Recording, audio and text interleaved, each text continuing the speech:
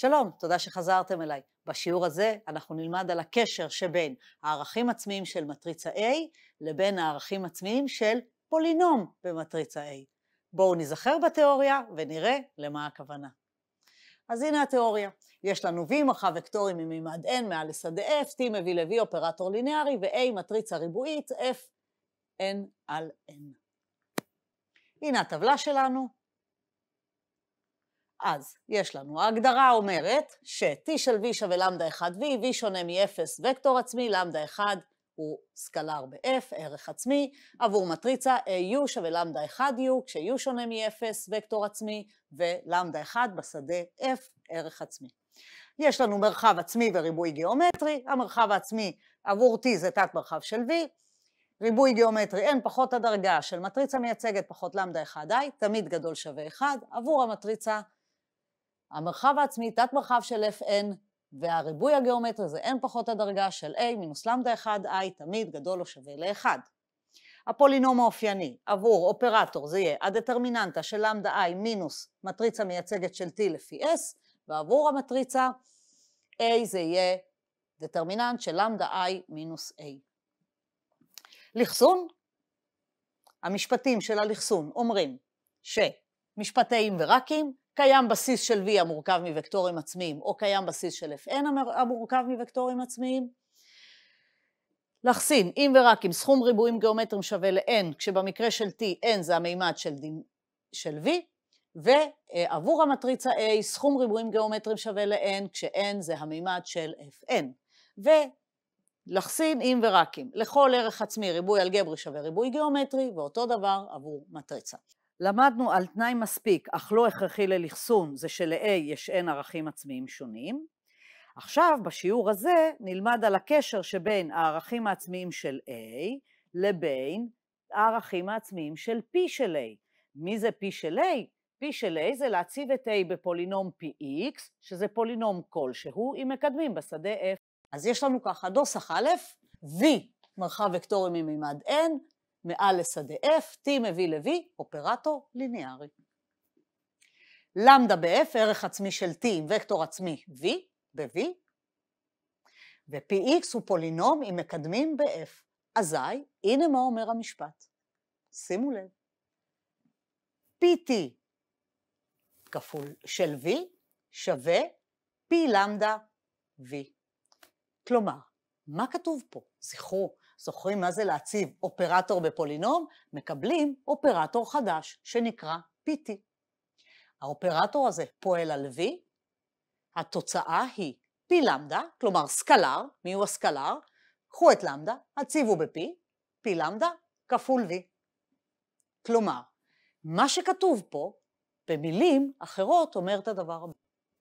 אם למדה ב-F הוא ערך עצמי של T עם וקטור עצמי V, אז P למדה הוא ערך עצמי של PT עם אותו וקטור עצמי V. עם אותו וקטור עצמי V. זה עוד לא הכל. בנוסף, הריבוי האלגברי של P למדה כערך עצמי של PT, הריבוי האלגברי של P למדה כערך עצמי של PT, גדול או שווה לריבוי האלגברי של למדה כערך עצמי של T. אותו נוסח בדיוק יעבוד עבור מטריצות. בואו נעבור על זה זריז. A מטריצה מסדר N על N עם איברים בשדה F, למדה ערך עצמי של A עם וקטור עצמי V ב-Fn. Px הוא איזשהו פולינום עם מקדמים בשדה F, אזי PAV שווה P למדה V. הפעם לוקחים פולינום, מציבים מטריצה, מקבלים מטריצה. המטריצה כפול הוקטור V נותן את הסקלר כפול וקטור V. מי זה הסקלר? P למדה. ולכן גם כאן במילים אחרות כתוב שאם למדה ב-F הוא ערך עצמי של A עם וקטור עצמי V, אז P למדה הוא ערך עצמי של PA עם אותו וקטור עצמי. אם אתם יודעים למצוא ערכים עצמיים ווקטורים עצמיים עבור מטריצה, אתם מיד יודעים ערכים עצמיים ווקטורים עצמיים עבור פולינום במטריצה. איך עושים את זה? הוקטור העצמי נשאר אותו דבר. הערך העצמי, פשוט תציבו את הערך העצמי של A באותו פולינום שהצבתם את A. מיד נראה דוגמאות. אבל שימו לב שגם כאן הריבוי האלגברי של פי למדה כמובן כערך עצמי של פי A יהיה גדול או שווה לריבוי האלגברי של למדה כערך עצמי של A.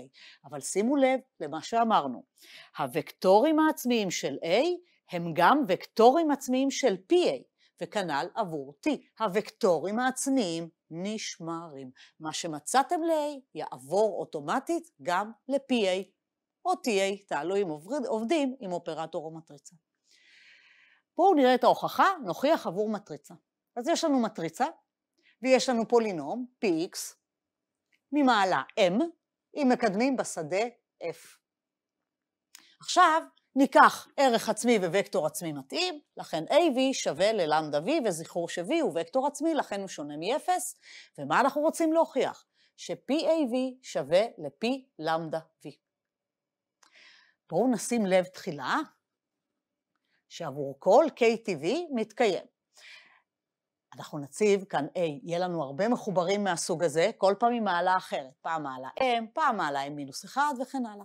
בואו רגע, נעשה חשבון רק מה קורה עבור מחובר אחד בסכום הזה. AK, A בחזקת K, כפול V. בואו נראה מה מקבלים פה. נוציא K1, חזקה אחת של A החוצה, הנה, נשאר פה עם K-1. יש לי AK כפול AK ב-1, כפול AV. עכשיו, AV שווה למדה V. לכן נציב, כאן שום דבר לא השתנה, וכאן ה-AV הפך ללמדה V. למדה, זכרו, זה סקלר, אפשר להעביר אותו לאן שרוצים, נשים אותו קדימה. V כמובן זה וקטור, זו מטריצה, אסור להזיז, אבל את למדה אפשר להביא קדימה. בואו נעשה את זה. יש לנו למדה, V נשאר איפשהו, ובאמצע לא נגענו. מה נעשה עכשיו? נכון, נעשה את זה שוב. ניקח את A בחזקת K-1, נוציא A1 החוצה, בפנים יישאר לנו A בחזקת K-2. לא לשכוח, היה לנו כבר למדה אחד כאן, עכשיו יש לנו שוב AV. רגע, מה זה AV? נכון, AV זה למדה V, ולכן במקום AV נכתוב למדה V, ושוב את הלמדה נביא להתחלה, ובמקום למדה יהיה לנו למדה בריבוע. V יישאר איפשהו, ובאמצע לא נגענו שוב. והנה מה מקבלים. עכשיו שימו לב, החזקה של למדה הולכת וגדלה, החזקה של A הולכת ויורדת. תמיד יש לי פה 2, אז פה K-2, כשפה יש 3, K-3, עד שנשאר ללא המטריצה A. בצד האחרון יהיה כתוב AV, AV יהפוך ללמדה V, ולא יישארו יותר A. והחזקה של למדה, כמובן, תספוג לתוכה את כל החזקות K שהיה ל-A.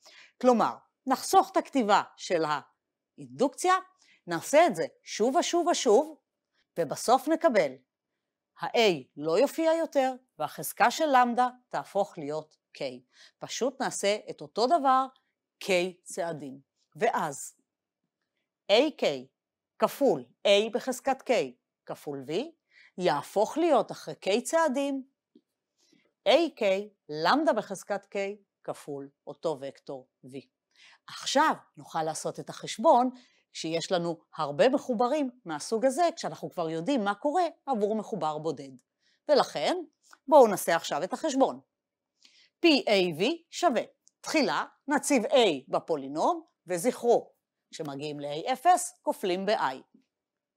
הנה, AM ועוד A1A ועוד A0I, כל זה כפול V, שמופיע שם בסוף. עכשיו נפתח סוגריים. לכן V כופל כל אחד מהמחוברים. יש לי AM, AMV וכן הלאה עד A0IV. עכשיו כבר ראינו מה קורה לביטוי מהצורה AM, AMV. בדיוק הביטוי הזה הופך להיות AK למדה KV.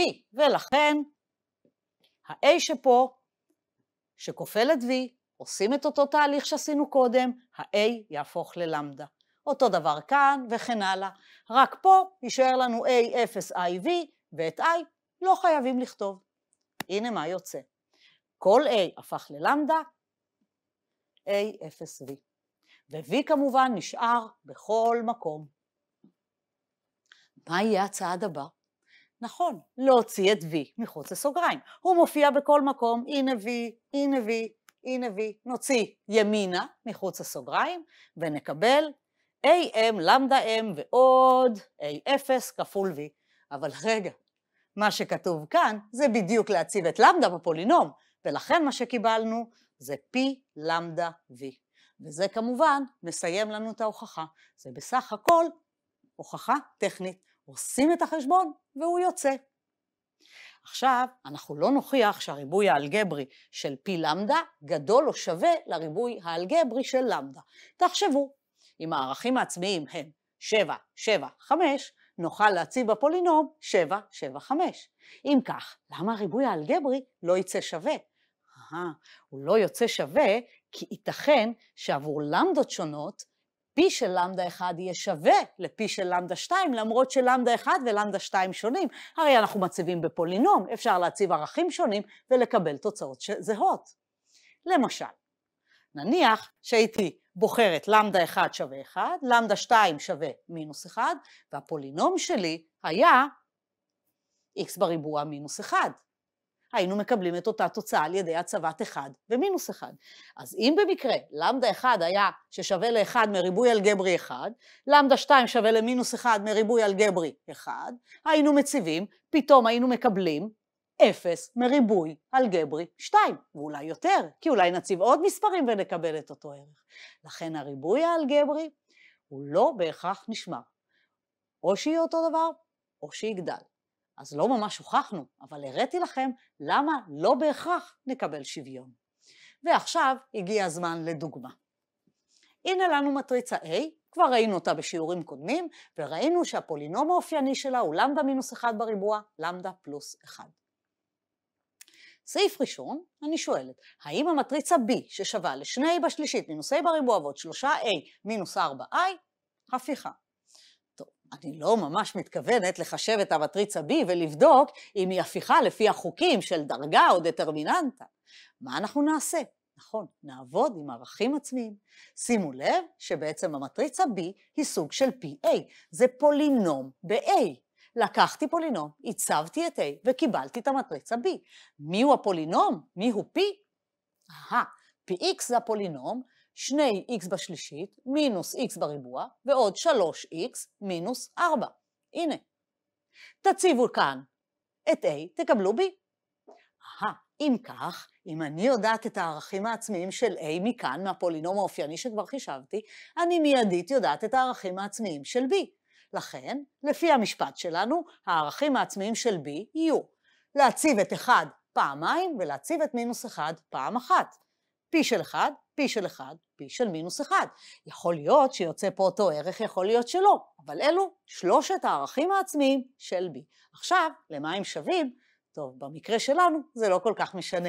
מה שמשנה זה ש-P של 1 שווה ל-0. קיבלנו עם כך ש-0 הוא ערך עצמי של B. אם 0 הוא ערך עצמי של B, B לא הפיכה. והנה גילינו ש-B לא הפיכה מבלי לחשב ממש את B. הנה סעיף ב'. שואלים אותי, מהי היקבע של B, שהיא 2A בשלישית, מינוס A בריבוע ועוד 3A מינוס 4A. מה נעשה? נכון, סכום הערכים העצמיים נותן את היקבע, ולכן היקבע של B תהיה שווה ל-P של 1 ועוד P של 1 ועוד P של מינוס 1. אז כבר ראינו ש-P של 1 זה 0, לכן זה 0 ועוד 0, תציבו מינוס 1, תקבלו מינוס 10, ולכן היקבע יצאה מינוס 10. והנה סעיף ג'. מהי הדטרמיננטה של C ששווה ל-A בריבוע מינוס 4i? הפעם יש לנו את אותו דבר, רק פולינום קצת אחר. הפולינום שלנו כאן הוא gx, שהוא x בריבוע מינוס 4. תציבו ב-g את המטריצה A, תקבלו את המטריצה C. ולכן, מהי הדטרמיננטה? נכון, מכפלת הערכים העצמיים. g של 1 כפול g של 1 כפול g של מינוס 1. ומה מקבלים הפעם? הפעם g של 1 ו-g של מינוס 1 נותנים מינוס 3. לכן, שימו לב, עבור המטריצה A, 1 הוא מריבוי אלגברי 2, מינוס 1 הוא מריבוי אלגברי 1, אבל מינוס 3, שהוא P של 1, נותן ריבוי אלגברי 3, כי במקרה הזה G של 1 ו-G של מינוס 1 התלכדו לאותו ערך עצמי. וכמובן הדטרמיננטה יצאה מינוס 27. והנה דוגמה 2. נתונה לנו מטריצה A מעל השדה F, מסדר n על n. סעיף ראשון, הוכיחו שאם A לחסינה מעל F, ויש לי איזשהו פולינום px ב-fmx, כלומר פולינום ממעלה לכל היותר m אם מקדמים בשדה f, אז גם pa לחסינה מעל f. אם אתם יודעים ש-a לחסינה, כל פולינום ב-a, גם לחסינה מעל f, כי כל הזמן המקדמים שלנו בשדה f. אז זה מאוד פשוט, שימו לב. אני יודעת ש-a לחסינה מעל f, מה זה אומר? שיש ל-fn בסיס המורכב כולו מוקטורים עצמיים של a. את זה אני כבר יודעת. אבל רגע, זוכרים מה המשפט שלנו אמר? המשפט שלנו אמר שכל וקטור של a עם ערך עצמי למדה, הוא וקטור עצמי של pa עם ערך עצמי אחר, אבל הוא עדיין וקטור עצמי. הערך עצמי משתנה לפי למדה. זאת אומרת שאם ל-a יש בסיס המורכב, אם ל-fn יש בסיס המורכב כולו מוקטורים עצמיים של a, וכל הוקטורים העצמיים הם גם של pa, אז ל-fn יש בסיס המורכב כולו מוקטורים של pa. מה זה אומר? נכון, זה בדיוק אומר ש-pa לחסינה. והנה סעיף ב'. האם ההפך נכון? האם ההפך של סעיף א' נכון? כלומר, אם אני יודעת ש-pa לחסינה מעל f, האם זה אומר שגם a לחסינה מעל f? אז שימו לב שהדבר הזה כבר לא נכון. אם אני יודעת של-pa יהיו n וקטורים עצמיים בלתי תלויים, זה לא אומר של-a המקורית גם כן היה. יכול להיות שנוספו וקטורים שלא היו ל-a. כל מה שהיה ל-a נשמר עבור pa.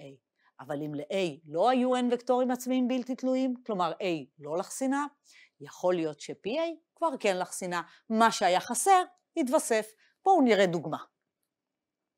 הנה המטריצה A, 0, 1, 0, 0 ב-R, 2, 2. ובואו ניקח את הפולינום px שווה ל-x בריבוע. מה קורה כאן? p של a זה a בריבוע, אבל a בריבוע זה מטריצת ה-0. טוב, מטריצת ה-0 לחסינה, היא כבר אלכסונית. אבל המטריצה A שלנו לא לחסינה, כי שימו לב של-a יש ערך עצמי 0 מריבוי אלגברי 2, אבל מה הריבוי הגיאומטרי של 0? תעשו חשבון ותקבלו. 2 פחות הדרגה של a, שזה 2 פחות 1 שווה ל-1. a לא לחסינה, 0 הוא ערך עצמי, מריבוי גיאומטרי 1, יש לו וקטור עצמי 1 בלתי תלוי, אבל a בריבוע היא לחסינה. הוקטור העצמי שהיה ל-a נשמר גם עבור pa. אבל ל-pa יש וקטור עצמי של-a לא היה. ולכן pa יוצאת לחסינה, ואילו a לא לחסינה. ולכן סעיף א' לא נכון בכיוון ההפוך. והנה דוגמה שלישית. שוב יש לנו מטריצה, הוכיחו שאם b דומה ל-a, אז bk דומה ל-ak לכל k טבעי. אם b דומה ל-a, כל חזקה של b דומה לכל חזקה של a המתאימה. בואו נראה. נתון ש-b דומה ל-a. מה זה אומר? כבר ראינו. אוטומטית אנחנו כותבים שקיימת לנו p הפיכה, כך ש-p מינוס 1 ap שווה ל-b. עכשיו נעשה חשבונות. מה זה bk? בואו נציב את b, נקבל p מינוס 1 ap בחזקת k. מה זה אומר? צריך לכפול p מינוס 1 ap בעצמו k פעמים. בואו נעשה את זה. p מינוס 1 ap כפול p מינוס 1 ap, ממשיכים, k פעמים. עכשיו, בגלל אסוציאטיביות הכפל, בואו נמחוק את הסוגריים. לא צריך אותם. זהו. עכשיו שימו לב מה קרה. p עומד ליד p מינוס 1, מצטמצם, זה i, לא צריך לכתוב את i. ה-p שנמצא פה יעמוד ליד ה-p מינוס 1 שיבוא כאן בסוגריים הבאים. ולכן שניהם יצטמצמו ל-i, לא צריך לכתוב. אותו דבר כאן, לפני ה-p מינוס 1 יעמוד כאן p מהסוגריים הקודמים, ולכן גם אלה מצטמצמים, הופכים ל-i ולא כותבים. אז מה נשאר לנו בסוף? נשאר ה-p מינוס 1 בהתחלה, ה-p בסוף, ובאמצע רק a. כמה פעמים מופיע a? k פעמים, ולכן מקבלים בסוף p מינוס 1, a, k, p, רגע, b בחזקת k שווה ל-P-1 AKP. מה זה אומר? נכון, ש-BK ו-AK דומות. או BK דומה ל-AK או AK דומה ל-BK, פשוט דומות. עכשיו שימו לב מה ההשלכות של זה. הוכיחו שאם B דומה ל-A ויש לי איזשהו פולינום GX ממעלה M עם מקדמים בשדה F, אז אוטומטית מה נקבל? נכון, GB דומה ל-GA. שתי מטריצות דומות, אם נציב אותן בפולינום נקבל שתי מטריצות חדשות שגם הן דומות. איך נעשה את זה? באותו סגנון של הוכחה. אז נסתכל, יש לנו G של B שווה, נציב בתוך הפולינום G את B, נקבל AM, BM ועוד A1B ועוד A0I. עכשיו נציב B במונחים של A. נקבל AM, והנה הצבנו B בחזקת M. AM-1 הצבנו B בחזקת M-1 וכן הלאה, ובסוף רק את A0I כתבנו במקום I P-1P. למה? כדי שבכל מקום יופיע P-1 משמאל ו-P מימין. עכשיו, לפי מה שראינו בסעיף א', אפשר את החזקה פשוט להפעיל רק על המטריצה. P-1 מימין P-1 משמאל ו-P מימין לא מושפעים מהחזקה. רק המטריצה A שעומדת באמצע. לכן מכל הסוגריים האלה אנחנו נקבל AM, P-1 AMP ועוד ועוד ועוד, A1 P-1 AP ועוד A0 P-1 P. עכשיו, כמובן, נוציא P-1 שמאלה, נוציא P ימינה, ומה יישאר לנו באמצע? שימו לב מה נשאר באמצע. AM ועוד A0I. זה בעצם להציב את A בפולינום GX. ולכן יש לנו P-1 GAP. רגע, בואו נסתכל על ההתחלה ועל הסוף. GB שווה ל-P-1 GAP. מה המשמעות של זה? נכון, המשמעות היא ש-GB דומה ל-GA. וזה מסיים לנו את ההוכחה. A ו-B דומות, AK דומה ל-BK. PA דומה ל-PB, כש-P הוא פולינום. זהו חברים, סיימנו להפעם, ניפגש בשיעור הבא. תודה רבה לכם.